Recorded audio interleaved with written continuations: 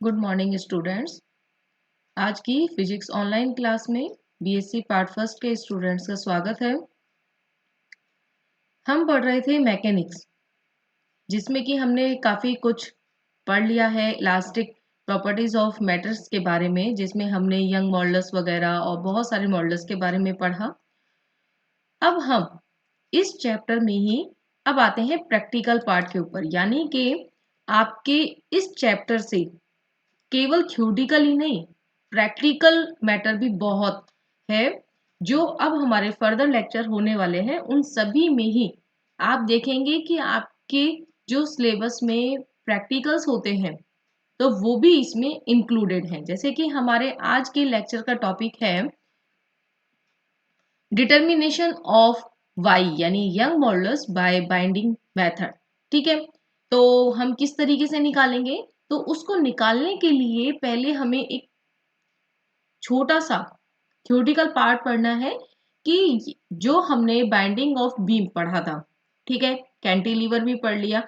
अब हम यदि इस तरीके से किसी बीम को हम दो नाइफ पर, यानी कि दो एंड्स पर हम क्या कर दें, उसको सपोर्ट कर दें, और बीच में यदि उसमें वेट लटकाया जाए तो क्या होगा?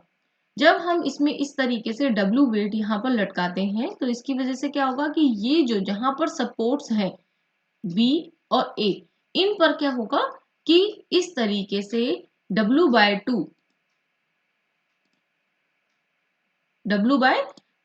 जो फोर्स है वो क्या होगा, अपवर्ड लगेगा, यानी कि अपोजिट साइड लगेगा। ठीक है, तो अब यदि हम क्या करें कि इस अरेंजमेंट को यदि हम बीच में से इस तरीके से इसको दो भागों में बांट के देखें तो ये हिस्सा जो है वो अलग कैंटिलीवर की तरह है, ये हिस्सा अलग कैंटिलीवर की तरह है, लेकिन इस कैंटिलीवर का क्या हो गया, ये एक तरीके से उल्टा हो गया। ठीक है ना? तो अब इस तरीके से क्या होगा, अब इसमें वेट अगर हम कैंटिलीवर से कंपेयर करेंगे तो इसमें वेट कितना काउंट होगा, W/2।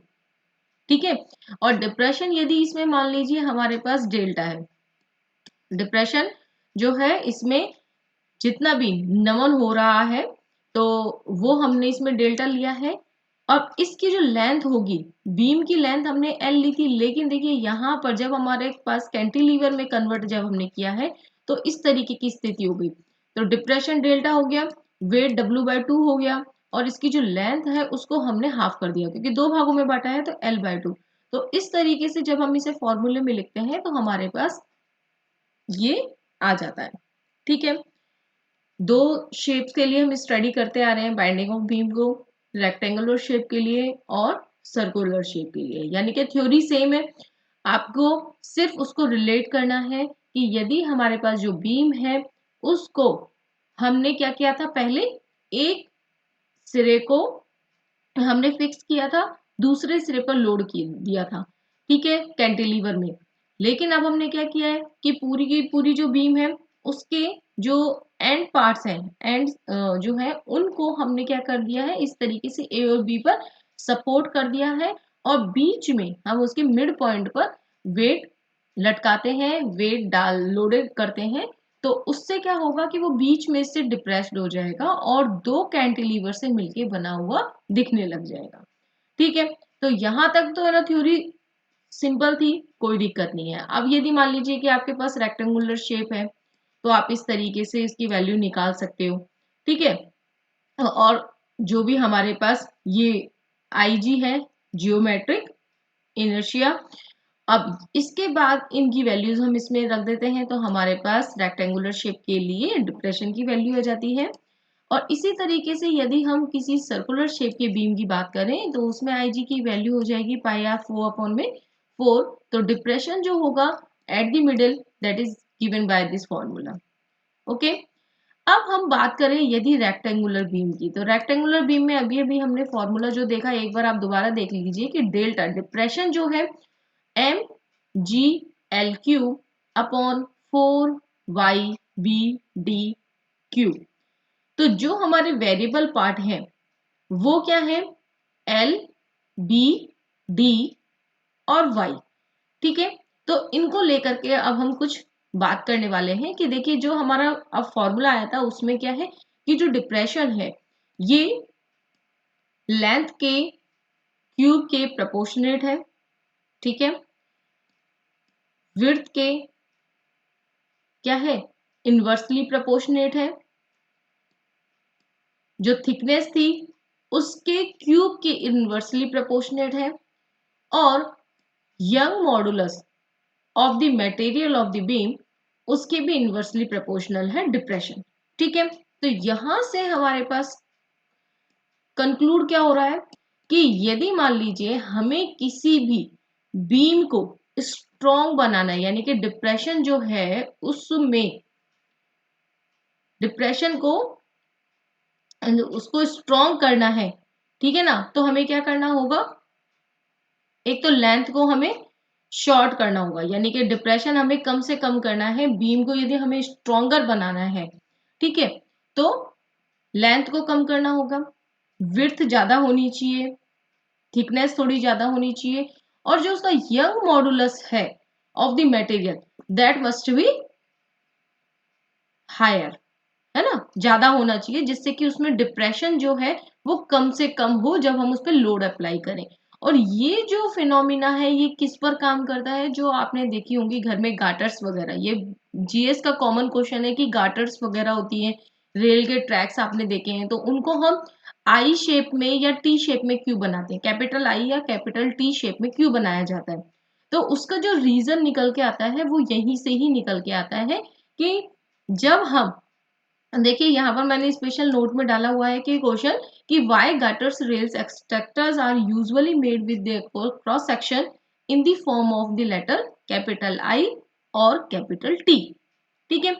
तो इसमें क्या होता है कि जब हम इस तरीके से यानी बीम को सपोर्ट करें एंड दी टू एंड्स, और बीच में जब हम उस पर लोड अप्लाई करते हैं तो इसमें क्या होता है कि जो स्ट्रेस यानी कि प्रतिबल जो उसमें उत्पन्न हो रहा है वो क्या होता है कि अपर और लोअर जो लेयर्स होती हैं उन पर मैक्सिमम होता है, और जो नेचुरल सरफेस जो होती है, न्यूट्रल सरफेस जो है उदासीन तल है उसके पास वो मिनिमम होता है, ठीक है ना, जो स्ट्रेस पैदा हो रहा है। तो इसका मतलब क्या है कि हमें लोअर और अपर जो सरफेसेस है उनको ज्यादा स्ट्रोंगर बनाना है, ठीक है ना। अगर मिड पार्ट जो है अगर उसको थोड़ा कंपैरेटिव अगर हम कम भी करेंगे, उसको कम स्ट्रॉन्ग बनाएंगे, तो भी हमारे जो बीम की जो ओवरऑल स्ट्रेंथ है उस पर इतना फर्क नहीं पड़ेगा। तो जिसकी वजह से हम क्या करते हैं कि जो अपर सरफेस और लोअर सरफेस है उसके जो सरफेस एरिया है उसको हम बढ़ा देते हैं comparative to the middle part, ठीक है। और जिसकी वजह से क्या होगा कि हमारे जो अब इस तरीके से शेप में करने से जो बीम है उसमें किसी भी तरीके से उसकी जो स्ट्रेंथ है उसमें कोई ज्यादा लॉसेस नहीं होते हैं, ठीक है ना। तो ये हमारा रीजन था। अब इसको पढ़ने के बाद कि भाई हमारा टॉपिक तो था कि हमें वाई को कैलकुलेट करना था बाइंडिंग मेथड से, लेकिन है ना हम क्या पढ़ने लग गए, कैंटिलीवर पढ़ने लग गए, ठीक है। तो जो हमने अभी भी थ्योरी पढ़ी है उसी को हम यूज करने वाले हैं हमारे determination of Y by binding method के लिए, ठीक है।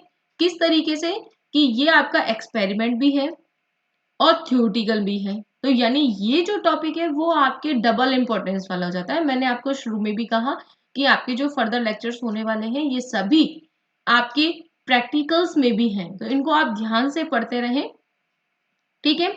फर्स्ट हम जिसके बारे में पढ़ रहे हैं वो है determination of Y by binding method, यानी बंकन विधि के द्वारा हमें यंग जो प्रत्यास्था गुणांक है उसकी हमें वैल्यू ज्ञात करनी है। तो किस तरीके से करेंगे कि देखिए हमारा जो एक्सपेरिमेंटल सेटअप होता है उसमें हम क्या करते हैं कि इस तरीके से ए बी एक बीम ले लेते हैं, ठीक है। रॉड टाइप होता है जैसे कि आपने मीटर स्केल वगैरह देखा होगा, तो उसी में ही आपका ये हैवी होती है थोड़ी, और उस तरीके से लंबी होती है, लगभग 1 मीटर लंबी हम इसको लेते हैं। तो ये इस तरीके से ए बी होती है जिसमें कि हम पी और क्यू ये दो नाइफ टाइप में दो सपोर्टर होते हैं जिनके के ऊपर इसको रखा जाता है, ठीक है। ये फिक्स सेटअप होता है, यानी कि बीम और इसके नीचे जो ये दो नाइफ लगे हुए हैं इनके साथ ये सेटअप फिक्स होता है, टेबल वगैरह या किसी पर भी हम इसको फिक्स कर लेते हैं।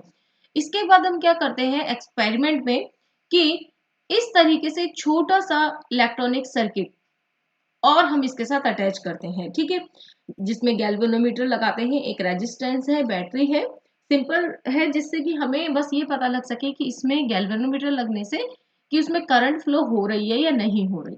अब ये हम क्यों करते हैं, साथ में ही हम क्या करेंगे, एक स्फेरोमीटर यहाँ पर इस तरीके से अटैच करते हैं, जो इलेक्ट्रॉनिक सर्किट में भी होगा, वो हम यूज कर रहे हैं डिप्रेशन को कैलकुलेट करने के लिए, ठीक है। और इसी तरीके से हम जो डिप्रेशन वाली जगह है जहां पर हमें कैलकुलेट करना है मिड पॉइंट पर, तो वहां पर एक हम हैंगर लगा देते हैं, जिसमें कि हम हाफ ऑफ केजी के जो वेट्स हैं उनको हम एक बार तो बढ़ाएंगे और फिर जो सेकेंड कंडीशन होगी उसमें हम कम करेंगे, ठीक है। तो एक बार बढ़ाते हुए रीडिंग लेते हैं, एक बार कम करते हुए रीडिंग लिखते हैं। तो इसमें क्या होता है कि जैसे हम बढ़ा रहे हैं, हाफ केजी आपने किया तो बीम में क्या होगा, डिप्रेशन होगा। अब डिप्रेशन के कारण क्या होगा कि स्फेरोमीटर की जो टिप होगी उसमें और बीम में, इनमें कनेक्शन टूट जाएगा, तो जिसकी वजह से क्या होगा कि गैल्वेनोमीटर में भी जो डिफ्लेक्शन होता है आपने देखे हुए हैं, तो गैल्वेनोमीटर की जो सुई है वो बीच में आ जाएगी, ठीक है। फिर क्या होगा कि जैसे हाफ केजी आपने बढ़ाया, डिप्रेशन हुआ, तो हम क्या करेंगे कि इस स्फेरोमीटर को हम इसकी जो टिप है उसको नीचे की तरफ घुमाते हुए और हम उससे कांटेक्ट करने की कोशिश करेंगे कि बीम जो है, बीम और स्फेरोमीटर की जो टिप है वो जुड़ जाए। और जुड़ते ही क्या होगा, जैसे ही वो उससे टच हो जाएगी, कनेक्शन कंप्लीट हो जाएगा, जिसकी वजह से गैल्वेनोमीटर में क्या हो जाएगा, डिफ्लेक्शन आना शुरू हो जाएगा। और जैसे ही डिफ्लेक्शन आया, हम क्या करेंगे, स्फेरोमीटर की रीडिंग को नोट डाउन कर लेंगे, क्योंकि वो डिप्रेशन को बता रहा है, ठीक है। इसी तरीके से हम नेक्स्ट 1 kg के लिए फिर वेट बढ़ाएंगे, जैसे हाफ केजी हमने बढ़ाया, डिप्रेशन हुआ, स्फेरोमीटर को हम और नीचे की तरफ करेंगे, जिस पॉइंट पर डिफ्लेक्शन आएगा उसकी हम रीडिंग नोट डाउन करते जाएंगे। तो इस तरीके से हम क्या करेंगे, हमें एक सेट मिल जाता है रीडिंग्स का, ठीक है, जिसमें क्या है कि हमारे पास वेट है कि 0 पर डिफ्लेक्शन 0 था, लेकिन हाफ केजी पर इतना, 1 kg पर डिप्रेशन इतना था। तो इस तरीके से हम एक टेबल भी बनाते हैं, और जब हम एम और इस डिप्रेशन के बीच में ग्राफ खींचते हैं, यहाँ पर देखिए आपको ग्राफ दिखाई दे रहा है, ठीक है, वेट और डिप्रेशन के बीच में, तो यहाँ पर जब हम ग्राफ खींचते हैं तो वो हमें एक स्ट्रेट लाइन मिलता है, ठीक है। अब जो डिप्रेशन के लिए हमने फॉर्मूला निकाला था, तो उसमें से हम क्या करेंगे कि यहाँ से हम स्लोप निकाल लेंगे इसके लिए, ठीक है, डेल्टा बाय एम की वैल्यू हम निकाल लेंगे। और डेल्टा बाय एम को निकालने के बाद जब हम सिर्फ हमने इस फॉर्मूले में क्या किया कि इस डेल्टा को वाई से रिप्लेस कर दिया, इसको हम इसमें रखेंगे, तो जो भी मटेरियल है बीम का, उसका यंग मॉडुलस कांस्टेंट जो है वो हम ज्ञात कर सकते हैं, कैलकुलेट कर सकते हैं। इजी एक्सपेरिमेंट है, ठीक है, थ्योरी इजी है, आपके थ्योरेटिकल यानी कि एग्जाम में भी आता है और प्रैक्टिकल भी है, तो ये इंपॉर्टेंट टॉपिक्स हैं, इनको आप प्लीज थोड़ा ज्यादा ध्यान से पढ़ते रहें कंटिन्यूअसली। जब भी आप फाइल बनाएंगे आप इस एक्सपेरिमेंट को जरूर करेंगे, ठीक है। So thank you so much and keep watching the further videos.